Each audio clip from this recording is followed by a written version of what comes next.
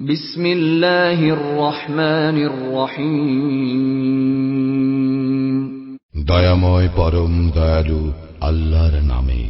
আলহামদুলিল্লাহি রাব্বিল আলামিন।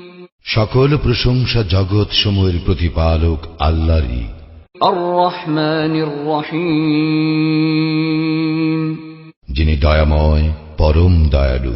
মালিক ইয়াউমিদ্দিন। কর্মফল দিবসের মালিক। ইয়্যাকা না'বুদু ওয়া ইয়্যাকা নাস্তাঈন। আমরা শুধু তোমারই ইবাদত করি, শুধু তোমারই সাহায্য প্রার্থনা করি।